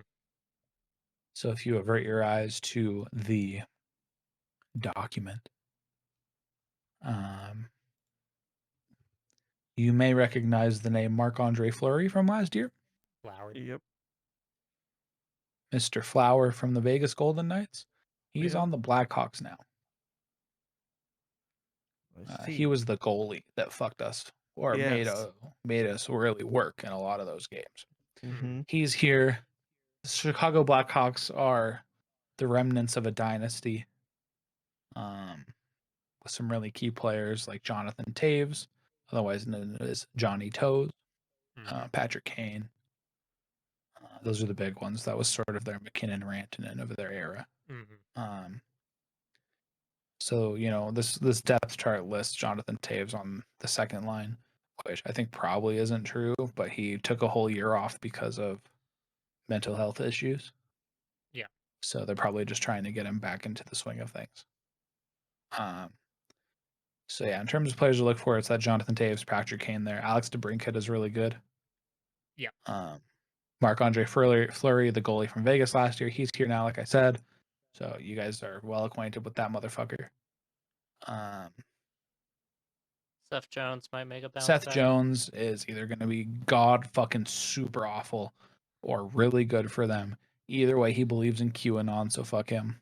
Yep. So yeah, that's who we're playing on Wednesday for opening. Mm-hmm. That game's going to be on TNT, which means we're all going to have to pirate it because it won't be on ESPN Plus. Yeah, so the thought is that they aren't very good. You can see here they're ranked 22nd in the league up in the top right of that graphic there. Yeah. But last year they were bottom of the barrel. This year they'll be mid-barrel. Yep. Yeah, I also liked my Chicago Blackhawks, the long-standing, storied, respected, historic, bigoted franchise up at the top there. Yeah, that was good. Yeah. They Yeah, so this is the organization that has all of the players coming forward about sexual assault and stuff from like 10 years ago. If you remember those conversations. I do. Yeah, so this is these guys. They also have a long and storied history of people being pissed about their fucking logo. Yep. And yeah, they have a shit ton of fucking bandwagoner fans because they fucking won a bunch of cups and, they're sort of the dying breaths of that era, but they're still there. Yep. They're a team that generally I don't feel super afraid of as far as like losing. Unless like specifically Jonathan Taves and Patrick Kane decide that they really want to fuck some shit up because they are players that can accomplish that on their own. But I would expect the rest of the lineup to be such a mismatch for us that it shouldn't matter. Even if they're having a good game, I think we should be able to take them easily. Yeah, that should be a dub. Well, I was about to say, I would be more worried that Patrick Kane and Taves both activate while Fleury is hot in net. Yeah, that is true. That is an actual scary thing because if Fleury decides to carry on being good. Okay, DeBrincat is good. Kirby Doc down there, third line. He's one of their rookies. He's sort of their new hook. Yeah, I was gonna say new hook is probably the person I would compare him to right now. Otherwise, I mean, Strome is, I thought, better than a fourth line player, but I guess he's one of those guys that has fallen off. Yeah. Kubalik is mid-tier. Kurashev, I don't even know the name. I think that Strome much. is just... What is he doing on the second line? Jesus. I think Strome is just labeled as old because he's also part of that dynasty, if I remember correctly. Yeah, I'm not sure. I wasn't familiar with the team that much. But yeah, I mean, Jonathan Taves, Patrick Kane, that's Mikko and Nate for them. Yep. But imagine Mikko and Nate when they're like 34 apiece. Really old. And also Patrick Kane, my man hates taxi drivers. Yeah, he hates Patrick drivers and women. Patrick drivers, damn. Taxi drivers and women. I made a taxi driver joke in fucking DMVR Discord and somebody got mad at me because he was like, he also beat up a woman. So I was like, okay, sorry, whoops. Yeah, so fuck the Blackhawks all around is kind of what I'm saying. Yeah, I know that we have friends that are Blackhawks fans because they're from that area, whatever. I fucking hate the Blackhawks, dude. They suck. And every time the Blackhawks come to town, the fucking Avalanche stadium looks like the Blackhawks stadium because all the bandwagoners fucking move to Colorado and live here. Yeah, I was about to say. Sucks. I remember the first year watching hockey and me just walking down my street with a fucking Avs jersey on, some fucking shit ass kid who has a Blackhawks jersey on and fucking yelled at me from across the street. I just looked at him and I was like, "Fuck you, your season's about to die," which it probably did. Now they suck. Any thoughts on the Blackhawks, boys? No. Nope, not really. I'm prepared to dislike them. Are you afraid of them? No. No. I'm prepared to dislike them, but other than that, I don't think that you guys are gonna have a visceral, like, hateful reaction like you would with like a Wild or Vegas situation, because I don't think that the Blackhawks and Avalanche rivalry gets that heated. Like, So I don't think the Blackhawks have anyone that plays that way. no. I just they are a team that I dislike because of the stuff surrounding the team more so than anything. Um, they used to be really good. They deserved the success based on their on ice performance, but I think a lot of that's going to Be tainted, to say be the least. tainted, to, just based on the shit that's starting to come out about those teams. So, I mean, they were the Yeah, so last this like is big like dynasty, quote unquote, right? Where like it's Tampa now. Tampa exists. It's Tampa. well, Tampa needs one more. Because before Well- then you could argue it was Pittsburgh, right? Yeah. I think I'd count Pittsburgh as that too. Yeah. I think Well, they're 'cause- pretty clear. Blackhawks, like Detroit to Blackhawks to Pittsburgh to fucking Tampa. What do you think? I mean, obviously, like the Blackhawks are better, but like LA getting two as well. Like, I Yeah. don't know. Yeah. People argue that like LA had a mini like good run, and it was just because it was the Blackhawks and the Kings beating the shit out of each other. Yeah. Well, so like the thing is that like people go back and forth as to like what constitutes like a dynasty, right? Like a long time ago it was you have to win 4 cups in in like 10 years or some shit, right? Or People refer to the Avs as a dynasty, and that was 2 cups in like 5 years. yeah, so that's I'm weird. pretty I don't comfortable. know.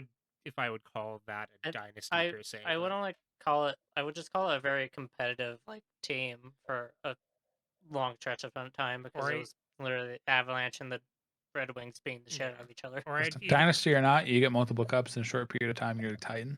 Yeah, Yeah, I would say like, you're a good team. I like mini dynasty as like a fucking descriptor, right? Mm-hmm. But like there's lots of talk about like the Blackhawks might have been the last like de facto dynasty if people want to like say like like it's harder to win the cup now, so 3 in 5 years or whatever is like truly fucking impressive or whatever. And Yeah. it's a team. What about who's 3 in 3 years? 3 in 3? Get fucked. If the Lightning do that, I'm gonna cry. Yeah, right. They lost so many people, and if they do it again. But yeah, Penguins had the mini dynasty. They won back to back. Lightning are in the middle of what could be a dynasty, right? You never know. But fuck, man. I think that a lot of that's going to be tainted, and I think that I haven't heard any news about Kucherov beating up taxi drivers, so maybe it's looking good for them. The only thing Kucherov beats up is Bud Lights. Bud Lights No, and no. the haters. I was about to say he beats up on the Montreal fans, or he roasted them. Yeah, man. I mean, and then again, the Blues. So that's the week. There's only 2 games this week. So Yeah. Now I will say tomorrow is the first opening day, and it will be Seattle's first game ever. That is Yeah. not preseason. I will be watching. If anybody else wants to join me, we can see our boys Groovy and Donskoy. We can see our boy Groovy. Oh yeah, because Donskoy is Donskoy is in currently COVID dead. protocol. Donskoy is one of the Yikers. 5 people in COVID protocol. Yeah, if the homies want to watch Seattle's first game, that'll be a historic event. And usually those end up being interesting. Who's it against? Who are they playing? Vegas. Oh, so That's Brazil. fucked up. Brazil, let's go. That is fucked up. I was thinking about that. Not I'm like, only is that Yeesh. fucked up from a team quality perspective, but putting the 2 expansion teams up against each other is something else for opening night. yeah. I mean, Seattle like, has the better jerseys by far, though. oh yeah, they do. Seattle has the better jerseys and logo, and honestly, kind of just switch teams. I'm gonna get a Make it Darren see it. Helm Kraken jersey. People will be like, "What?" No, see, Curtis McDermott was taken from the Kings to be on their in the expansion draft, so technically he was on them for a little bit. You could get a McDermott Seattle jersey. That's right. I would honestly probably get a Grubauer, but whatever. I wouldn't. I definitely wouldn't. I mean, my love for Groovy is good enough. I mean, he had the sunglasses. We photoshopped a gun for an emote. Like, good Yeah, We times. did dude. that. Us together. Yes, all of us together. It was a group effort, and definitely not one or two. We of us all with held the gun. mouse. I will say now I don't feel for Gerby like I felt for Varley. Yeah. Yeah, not even close. I can see how that Gerby would never be the felt case. like one of the boys for me, but Varley is definitely in that place. The Avs have been so hired gun with their goaltenders, so I would say that it's like like Varley we did. had Bernier and Hammond. Like, we've had so many different about to guys say- through. Varley did go through like hell. Yeah, on this trade. Grubauer was a year and a half of serious starting. For a while there before he got hurt, Frankie almost edged him out for the starter, if you remember. Yeah. Yeah. So yeah, Gerby was never my guy. Yeah. I mean, honestly, I'm ready for the Avalanche to acquire Samsonov from the Washington Avalanche goalie pipeline. True. Didn't they fucking let Vanacek get taken in expansion and then trade for him back? I believe Yes. so. That's I funny. believe that happened. That's very funny. Yeah, then I mean, we have Eustace Annunen and we have Trent Miner, so hopefully one of those pans out. Yeah. I don't know, man. That's it for me, though. Yep. That's it Yeah. for me too. Yeah. That's right. At Anime as leaders. Damn spoilers. So listen, Fucking- I think watching the Seattle game would be fun. I will at least bug you a little bit about it. Yeah. I think watching the first Vegas game, it was against the Avs, and they fucking ruined us. So, did they not, or was that a few games in? Maybe it was a bunch of preseason games against the Avs. No, it was a few games in. I know we did play a bunch of. I think we played like 3 preseason games against them that year, 2 or 3. Oh yeah, we played a preseason game against them, but then our regular season was like maybe a week in, and yeah, they Gotcha. fucked us. It was They that was not 10-1'd good. us, if I recall. 9-1, 10-1, probably right. Yeah, that sounds Yeah. about right. Yeah. Anyway, Seattle's gonna get fucked up. I'm gonna watch it. It's gonna be fun. Yeah. Fuck Vegas. I hate Vegas. Yep. I'm exceptionally anti-Vegas. Yep. I dislike Vegas more than I dislike Minnesota. That is saying something. Yes. I hate Vegas for what they did to Damn. Fleury. Don't tell him, man, you're not going to trade him, and then trade him. Vegas. All right, I'm fucking anime as leaders on Twitter. You can Catch find me reposting Ghost Girl hentai. Pog? I am on Twitter at Kumodere, Kumodere. Did either of you acquire a social media you would like to pimp out during this season of the show? No. I have not. You So have a for- following now, you cunts. Yes. What are you gonna do when the haters need to reach you? I'll meet them outside my fucking door. Please Listen, direct. Bevan, you need to use our fan base as a vector for your freelance design work. Facts. That face when the homies don't have social media. I was going to say, please direct all hate towards us three who do not have social media to the to the podcast. Yeah, I'll pass social your media message to be along. passed to me. But yeah, We're gonna have to set up a phone line so someone can Rasmus dial in to call and talk to them. Nope. You can find us at 1-800. That was a good Grit A Hockey one. Let's Podcast. go. Let's go. That was not good. You made fun of me. You got mad at me for making a shitty fucking joke at the beginning. That was objectively so fucking good. You No. posted a picture of Rasmus Dahlin, dude. Yeah, so contact us. Landline is 1-800 Grit A Hockey Podcast. On Twitter. On Twitter. Oh, But follow us on Twitter at Grit Hockey Cast. Yeah, fucking whatever, dude. You do you. I'm not going to tell you how to live your social media life, but if you wanted the option, it's there. He's not going to tell you, but I am. Come follow me. Come. Open the box.